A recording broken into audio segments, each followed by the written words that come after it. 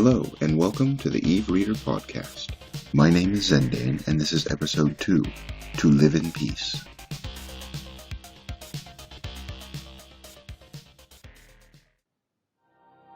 The landscape was beautiful and serene. The sun, recently set, cast the remnant of its reddish rays over clear blue skies. Long fields of wheat billowed in gentle winds. Farms with flowery gardens dotted the honey-golden vistas. It was nearly perfect, aside from the group of special ops quietly making their way through the land. They moved in pairs, and the high stalks hid their passage. Eric and his partner Clar had the closest building, and so moved slowest, insinuating themselves through the grass. Their clothing, like khakis and greens, was beset with ocular fibers that reflected their surroundings. It wouldn't fool heat scanners, but it didn't need to. Their intel, limited as it was, indicated that their prey had no high-tech apparatus in his home, not even proper weaponry. It was an idyllic existence insofar as such a thing existed for people like him. He was a former army general for the Caldari. The First War was long since past, but war, like love, rests unquietly beneath the velvet facade. There had been 1,000 skirmishes in 1,000 places since, and in truth the hostilities had never properly ended, nor peace fully agreed to. The fighting had merely petered out, like a sputtering flame. But some people had expended much of their breath keeping it alive. In the Caldari state, the general's war record was pristine, all the blood having been thoroughly washed off it before it had a chance to dry. The Galentians knew better. He had been responsible for countless silent atrocities against them, and in particular against a corporation whose agents now flowed over the landscape. After his retirement, he had, at his express request, been rewarded with a quiet life, living on a plot of land in the outback of space, a low-sec area where none of his enemies would ever think to look for him. But wars find their soldiers, and the new war had found him. Hostilities in this particular low-sec system had propelled Galenta agents to scout out its planets. Orbital photography, atmospheric probes, and data mining had unearthed the general, hiding like a worm.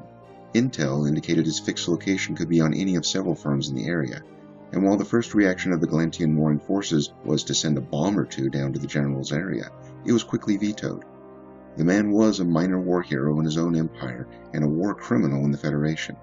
It was determined that he was needed alive, so he could stand trial for his crimes and, of course, to pacify the increasingly revenge-hungry Federation masses. Besides, it was still early in the war, and inflicting unnecessary casualties could have carried grave implications, particularly in a Federation that had just suffered a terrible planetary invasion. Therefore, a group of Black Ops was assembled and brought up to speed. Retrieving the general alive was of primary importance, so much so that they were allowed only non-lethal weapons. There was some dissent. "Why is he coming in alive?" Eric said during the mission briefing. "PR," the captain replied. "He comes in dead, he's useless to us." "But we're going to kill him anyway." "Not necessarily. He might be used as barter." "I want an MTAC, Clar said. "You're not getting one," the captain and Eric said in unison. The rest of the team looked on, not hiding their grins. "Still want one," the captain said. "This is a top-secret mission that has to be executed with stealth and precision, and you want to bring along a mechanized skeleton that'll thump the ground like God's own hammer." There was silence in the room. Clar said, "MTAC shoot rockets." "Group dismissed. Get out." So they kitted out in light, non-lethal gear. Tiny multi-burst grenades locked to EM, insta-hardening foam bombs, and subvocal communicators, along with whatever personal gear they needed. Everything was passive except for the communicators and their relays, and their power use was negligible. Anything else that might show up on the scanner, including heat vision gear, was left behind. In an isolated hostile location with no chance of backup, the team knew they'd have to rely on their own damn abilities. They were dropped in so far away that it took them several days to make their way to the target point. They'd been lucky enough to escape injury, and nutrition tablets took care of malnutrition fears, but all the same the strain of the journey had rendered them a hair cranky by the time they reached the farms. They didn't know on which one the old general resided, but it was immaterial. They'd hit them all simultaneously. Eric and Clar snuck up on the edge of theirs, edging towards the windows. The general had not gotten to his old age through stupidity or lack of perception, and even with the agonizing care they'd taken not to be noticed on their way here, it paid to be careful, which meant not barging in through the front door. Eric sent out a call to the other agents. "Everyone in position?" Responses came back a moment later. Team Zeta, position. Team Delta, position. Team Gamma, position. Team Beta, position. Team Epsilon, position. Arik nodded to Klar, who pulled out a multi-burst grenade. The house was on 2 floors, and Klar had hotly argued his ability to accurately toss a grenade, but had been voted down by Arik, who claimed to be allergic to having grenades bounce off windowsills and fall on his head. Arik pulled out his own grenade. He nodded to Klar, clicked it, and tossed it through the closed window. The sound of the breaking glass pierced the summer day and was echoed from the other farms, where the other agents were doing the same. The 2 operatives shut their eyes tight. There was a muffled noise, and the air was filled with a fractured light like a kaleidoscope come to life, so bright that it filtered even through their eyelids. Arik heard Klar mutter, 9, 10, and break the glass as he tossed in the other multiburst. It went off, and the second wave of fractured light made Arik nauseous. If the general hadn't been thoroughly disarmed by the first grenade, or had been elsewhere in the house, his roused curiosity would hopefully have been taken care of by the second. Klar rose, shook his head a couple of times, moved to the front door, and kicked it in. He had one hand raised holding a foam bomb, though Arik noticed his other hand was lodged in his pocket. They quickly scouted the area. As with most buildings on the continent of this planet, its outsides were concrete and the insides from wood, and the architecture favored large, open rooms favorable to inhabitants and kidnappers alike. Arik could never get used to the utter stillness after an EM-set multiburst had been thrown into a room. Quietness, yes. After you throw a proper live grenade into somebody's living room, there's not going to be much noise apart from a few dying gurgles. But the utter, undisturbed serenity of a post-EM room, with everything in its place and all the pictures still hanging undisturbed from the walls, set his teeth on edge. It was like firing a laser in the dead vacuum of space. You found yourself looking for the burn marks merely to prove the act of violence to your own senses. Not only was there no disturbance, there was no body. Arik caught Klar's gaze. Uh-oh. He started to sub-vocalize a command, but Klar caught his unspoken thoughts and quietly padded to the basement stairs. Arik pulled out a foam bomb and headed upstairs. Calling it a second floor was laying it on a little thick. It was fairly large, but the slanted roof was low enough to call up a vague air of claustrophobia, and the only concessions to human inhabitation were a large bed, a dresser, and various smaller clothing storages, and a large, intricately carved wooden desk. On the desk, surrounded by several framed pictures of people Arik assumed were his family, was a holographic projector. Arik did a quick sweep, but the dressers were empty and the underside of the bed held not even a speck of dust. That left the desk and the projector in an unpleasant foreboding in Arik's mind. When he stepped within arm's reach of the projector, it turned itself on and projected the image of their target dressed in the full uniform of the Caldari military. With a cruel smile, the image began to speak. "Welcome. I knew you'd come one day, whoever you are, so I made arrangements. First off, this is my home and you're not welcome. I hope they're paying you enough to run fast and far away when my people go after you." Arik rolled his eyes. The image continued. "I have access to substantial funds, so it may surprise you to find the place so rustic. It's how I like it. I've always appreciated simplicity, and after a lifetime of serving the greatest army in the world, with all the myriad complexities inherent in such a career, I decided it was time I lived, at last, like a civilian. Also, this lifestyle helps me fit in with the other people in the area. They're nice people. I like them. But in the event that I ever got visitors, I made a few concessions to complexity and chaos. Underneath this farm is a bunker." Arik immediately vocalized a warning to Klar, who replied back saying that there was nothing down there but firewood and mice. "It's hidden beneath the floorboards." Arik vocalized this. There was a splintering crash from downstairs, and Klar sent a vocalized string of curse-filled surprise that served as confirmation. "There are similar bunkers underneath every farm in this area. Once I'd gotten to know the local citizenry, I found them quite agreeable to having their housing upgraded ever so slightly. I explained that I had a military background and that some people disagreed with my past work and protection of the state.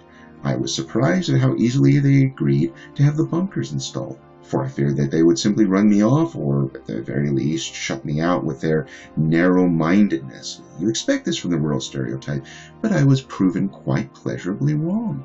It turns out that here, on the edge of the world, people are used to protecting themselves against disasters, typhoons, floods, fires, anything else unwelcome that comes their way. The idea of a group of cowardly little men scurrying into their homes at night robs these people of no more sleep than the knowledge of rats scurrying in their walls. They cheerfully accepted my proposition.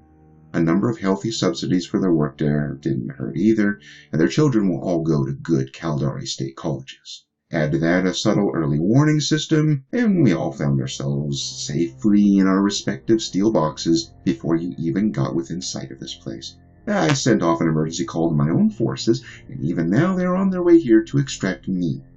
I would not want to be in your shoes if you were still here when they arrive. Eric cursed. This deadline changed the mission parameters considerably. Each bunker has all the supplies necessary for a long and healthy life, insomuch as one remains trapped underground.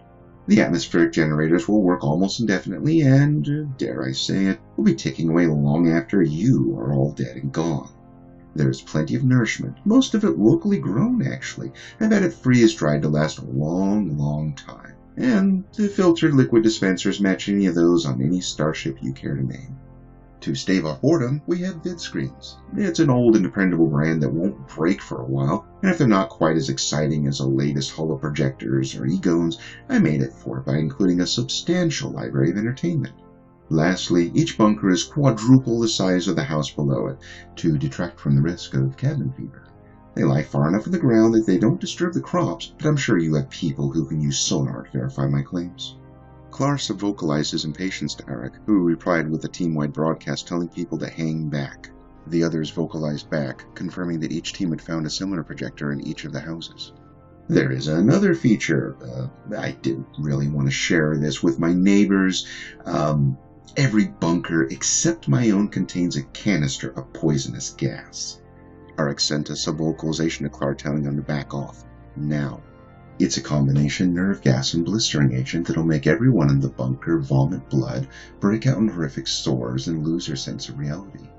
It's so painful, they'll probably attack anyone that approaches them before finally, mercifully, their organs turn into a liquid mush and they go into a massive cardiac arrest. Every bunker is connected to the others with a transmission system. I dare say you could block it, but by the time you move in with that kind of gear, my supporting forces would long since have extracted me from this place. Perhaps, if you ask them nicely, they'll let you keep some of your vital organs, though I imagine they'll likely leave some draped over the walls. So if a single bunker is opened, they all start pumping the gas. It's not to mention that the bunkers cannot be safely opened from either side unless you know a specific code, and the only person who knows it is, I'm afraid, myself. If I die, my lovely neighbors will die too, the men, women, and children who are even now living their lives underground, waiting for the moment when my smiling face meets them at the entryway, and you will have all their fates on your conscience. So you go ahead and break me out of this bunker to drag me off somewhere unheard of, and eventually I'll be returned to my state in exchange for political gain. All it will cost you is the cold-blooded murder of several innocent families. Look at my desk. Their pictures are there. Eric looked at the desk. The pictures were there. Good luck, whoever you are. I wouldn't want to be in your shoes. Eric turned off the projector and sighed deeply. It was typical Caldari. Never do anything the easy way. He communicated all this to Clar and the rest of the team. Clar sent back a question. So unless we get this guy out real soon, we're up to our asses in state soldiers. Yep, Eric replied. And the only way to get him out is to breach this bunker, which will gas everyone else who lives here. Yep. Damn. It fits his profile, I suppose, Eric said. He's a rotten one, from skin to center. What do? We have to abort. Oh, the hell we are. Look, Eric said, we don't have a lot of time. We get out, make our way to the pickup point, and hope that our people can get there without being shot out of the sky. What do you want to do, just tear in there and kill him on the spot? Oh, if we lose him now, he's gone for good. Eric sighed. Well, that's how it has to be. Eric, the man is a monster. I know. What else is there to do? You said it yourself, Clar said. He's built a career on a lifetime of evil that's now hidden in this cover of old age. I'm sure he is real charming to the people there. Remember how charming he was to the Galentians he caught back in the day? Clar, there was a sound downstairs. Clar, what is that noise? You know, these people you want to protect. They didn't ask him any questions. He just gave them a lot of money and they took it. Never mind, he installed a bunch of high-tech stuff in their houses, and they took it all, without even at once thinking what this guy did to warrant that kind of protection. He said there were pictures up there of those people. You remember the pictures we have of what he did to the Galentians he caught? Eric rubbed his eyes. Clar, tell me that sound wasn't a gun being cocked. You know what they found in one of those old cells? Remember that, Peck, Eric? It was a small one, because there wasn't a lot left. You brought a gun with you, didn't you, Clark? Everyone in this place is complicit, and don't think for a second that anyone in Caldari is ever going to know, because then they'd have to admit that their old star general built a death trap for all the people who sold their souls to him. Arik was going to argue with him, but then something caught his attention. It wasn't a sound in the distance, but the absence of sound at the very edge of hearing, a stillness that comes when something very large is being very quiet, very far away. It was a sound that he last heard emanating through the walls of his own dropship. The enemy was coming, and time had run out. And in that moment came the absolute clarity of two immutable, undeniable facts of life. The first, that he didn't want to do this, for it was absolutely wrong. It would make him a murderer and a marked man, not only among the Caldari, but in the eyes of the powers on the other side of life itself. And even though he was in this line of work, he still had a shred left of resistance to the idea of murdering an entire community. And, second, that in this place, doing the wrong thing for the right reason was the only option reasonably available to him as a human being. Oh, hell. Go. I'll be happy I didn't bring it intact, Clark said with undisguised glee. There were several sharp retorts and the sounds of crunching metal as he shot his way through the door and made his way into the bunker below. At some point, Eric thought he could hear a scream. That concludes today's reading of And to Live in Peace. Thank you for listening. Additional voices were provided by Diego Fox, Fiscal Fox, Jacqueline Sen, Marcian Kravik, and The Jimma. If you are interested in learning more about the rich history of the EVE universe, then please visit the EVE Chronicle site at community.eveonline.com/background/POTW. EVE Online and the EVE logo are the registered trademarks of CCP-HF. All rights are reserved worldwide. All other trademarks are the property of their respective owners. EVE Online, the EVE logo, EVE, and all associated logos and designs are the intellectual property of CCP-HF. All characters, vehicles, storylines, world facts, or other recognizable features of the intellectual property relating to these trademarks are likewise the intellectual property of CCP-HF. CCP-HF has granted permission to the EVE Reader podcast to use EVE Online and all associated logos and designs for promotional and informational purposes, but does not endorse and is in no way affiliated with the EVE Reader podcast. No official affiliation or endorsement by CCP Games HF is stated or implied.